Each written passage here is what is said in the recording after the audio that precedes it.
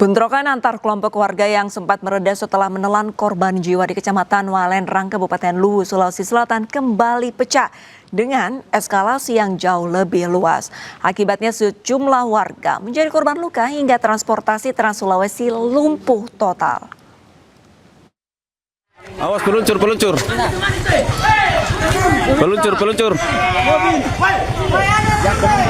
Mobil. Kaca bahaya. Suasana mencekam kembali terjadi di Kecamatan Walendrang, Kabupaten Luwu, Sulawesi Selatan, Jumat pagi.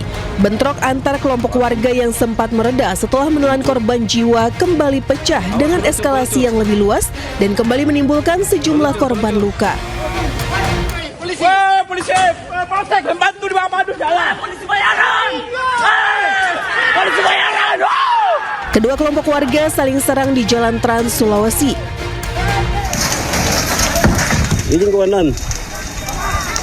Selain korban luka, bentrokan membuat satu unit rumah dibakar massa. Untuk membubarkan kedua kelompok massa, kepolisian dibantu TNI dikerahkan ke lokasi kejadian. Belum diketahui penyebab pasti bentrokan ini, namun diduga dipicu akibat dendam pasca adanya korban jiwa dalam bentrokan sebelumnya. Akibat bentrokan ini, akses Jalan Trans Sulawesi lumpuh total dari kedua arah. Dari Kabupaten Luwu, Sulawesi Selatan, Nasruddin Rubak, iNews melaporkan. Proses evakuasi dua warga Rusia yang terjebak di dasar tebing Pantai Cemongkak, Bali berlangsung dramatis. Saat evakuasi dari helikopter, tim SAR harus berpacu dengan waktu karena air laut yang semakin naik.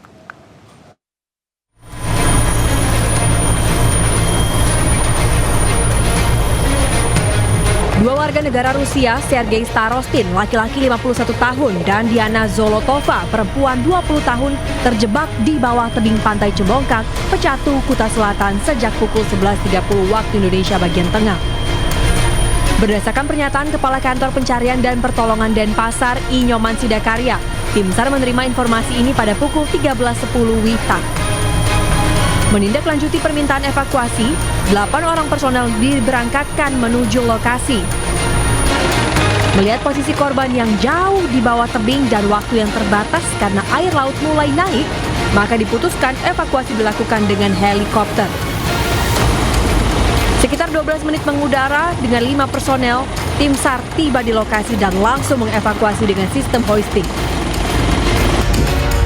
Kedua korban berhasil dievakuasi dengan selamat, walau salah satu korban mendapat luka ringan.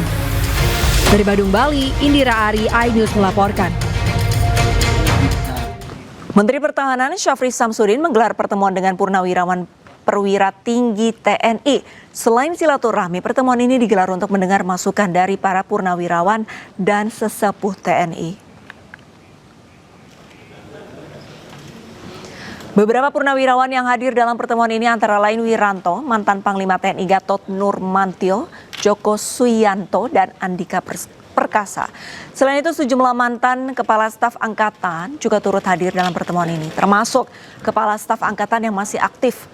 Dalam pertemuan ini dibahas sejumlah isu dan rencana pengembangan kekuatan pertahanan, seperti hasil kesepakatan kerjasama pertahanan dengan Amerika Serikat, pembangunan 500 batalion teritorial, hingga isu pasukan perdamaian di Lebanon.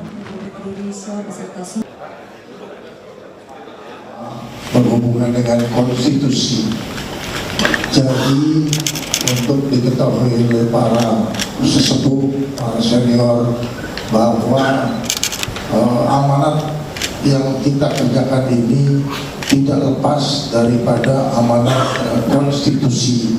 Konstitusi itu yang terkait dengan Pancasila dan Undang-Undang Dasar tahun 1945. TNI melaksanakan kegiatan silaturahmi dengan para purnawirawan TNI sebagai bagian dari upaya memperkuat komunikasi strategis antara generasi aktif dan para senior yang telah memberikan kontribusi besar bagi pertahanan negara.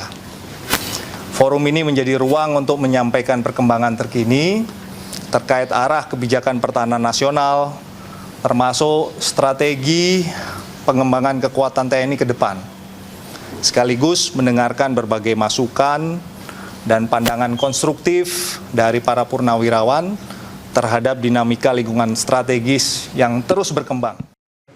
Ketua DPRD Magetan, Suratno, menangis saat digelandang keluar kantor Kejaksaan Negeri Magetan. Ia menjadi tersangka setelah diduga terlibat mengantongi dana hibah sebesar 242,9 miliar rupiah.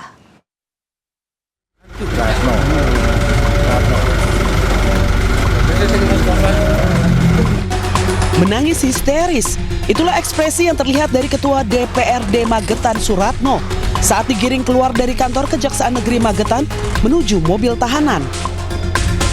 Dengan pengawalan ketat dan tangan terborgol, air matanya menetes deras seolah-olah menyesali perbuatannya. Suratno bersama dengan 5 orang lainnya menjadi tersangka dugaan korupsi dana hibah pokok pikiran senilai 242,9 miliar rupiah. Ia bersama dengan tersangka lainnya tampak lemas usai diperiksa selama 8 jam oleh jaksa. Penetapan tersangka Ketua DPRD Magetan tahun 2024 hingga 2029 ini dilakukan setelah Kejari Magetan memeriksa 35 orang saksi dengan alat bukti berupa 788 bundel dokumen dan 12 barang bukti elektronik. Para pelaku korupsi ini menguasai seluruh tahapan hibah, mulai dari perencanaan hingga pencairan dari total anggaran 335,8 miliar rupiah yang terrealisasi. Sementara mereka diduga mengantongi 242,9 miliar rupiah yang disalurkan melalui 13 OPD. Berdasarkan surat penetapan tersangka nomor KAP 797 tanggal 23 April 2006, surat perintah penyidikan nomor print 122 yang semuanya ditanggalkan tanggal 23. Dia ada 6 surat penetapan tersangka. Keenam tersangka dugaan tindak pidana korupsi ini kemudian dibawa ke rutan kelas 2B Magetan untuk menjalani penahanan selama 20 hari. Dari Magetan, Jawa Timur, Asfi Manar, iNews melaporkan.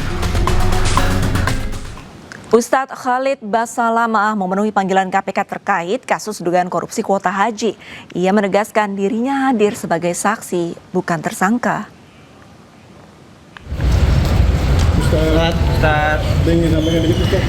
Khalid menjelaskan pemeriksaan kali ini berkaitan dengan perannya sebagai Ketua Umum Asosiasi Penyelenggara Haji Khusus. Dia juga mengaku telah mengembalikan dana sebesar 8,4 miliar rupiah ke KPK, di mana dana tersebut ia terima dari pihak lain. Khalid juga menyatakan dirinya sebagai korban dalam perkara ini.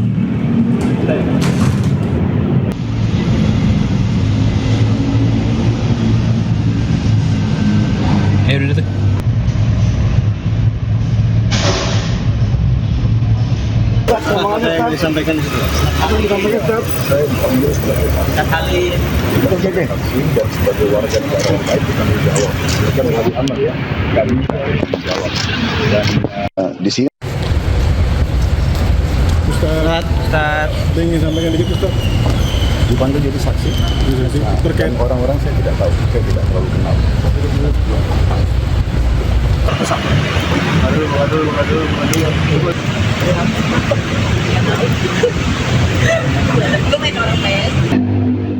Kapasitasnya sebagai Ketua Asosiasi Mutiara Haji. Makanya kami semua terdaftar di PT Muhibah.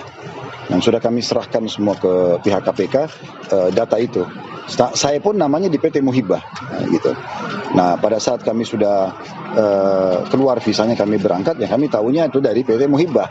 Jadi kami cuma sampai di situ, kami tidak pernah tahu masalah Kementerian Agama, stafnya, nggak pernah kami interaksi sama sekali. Sebatas makanya saya bahasakan kami korban. PT Muhibah mengembalikan dana kepada kami pun tidak tahu uang apa. Jumlahnya sekitar 8,4 M kan gitu. Dan pada saat kita dikembalikan, kami nggak disampaikan itu uang apa. Kami dikasih aja. Nah, waktu dipanggil sama KPK mengatakan, Ustadz ada uang dari visa itu. Saya bilang iya ada. Ustadz harus kembalikan. Baik, kita kembalikan. Pemirsa, terima kasih Anda masih di iNews Sore bersama saya Camar Haenda. Aksi saling sandra kapal antara Amerika Serikat dan Iran kembali terjadi setelah Korps Garda Revolusi Iran IRGC mencegat dan menyita 2 kapal berbendera Israel yang coba menerobos blokade Selat Hormuz. Amerika pun mencegat 3 kapal berbendera Iran di Selat Malaka. Sebuah video yang dirilis Korps Garda Revolusi Iran IRGC memperlihatkan militer Iran berhasil mencegat 2 kapal yang berusaha tinggalkan Selat Hormuz secara diam-diam. Personel militer Iran kemudian melakukan pemeriksaan di atas kapal. Dalam pernyataan resminya, kedua kapal tersebut diidentifikasi bernama MSC Francesca dan Epaminondas. Kapal MSC Francesca disebut-sebut memiliki keterlibatan dengan Israel. Saat ini kedua kapal telah dipindahkan ke perairan Iran untuk dilakukan pemeriksaan. IRGC menegaskan akan menindak tegas setiap upaya yang melanggar aturan pelayaran di Selat Hormuz. Sementara operasi balasan dilakukan militer Amerika Serikat yang secara agresif mencegat 3 kapal tanker berbendera Iran di Selat Malaka. Operasi Amerika Serikat kini bergeser ke Selat Malaka di mana selat tersebut diyakini Amerika Serikat sebagai jalur alternatif bagi kapal-kapal tanker yang membawa minyak dari negara yang mendapat sanksi Amerika Serikat. Ketiga kapal tanker berbendera Iran yang dicegat oleh militer Amerika Serikat adalah supertanker Deep Sea, kapal Sevin dan kapal Dorena yang membawa 2 juta barel minyak mentah. Aksi saling sandera antara Iran dan Amerika Serikat memicu ketegangan kedua negara ini semakin memanas. Blokade tandingan yang dilakukan Amerika Serikat ini sebagai upaya untuk menekan Iran untuk mengikuti perundingan damai di Pakistan.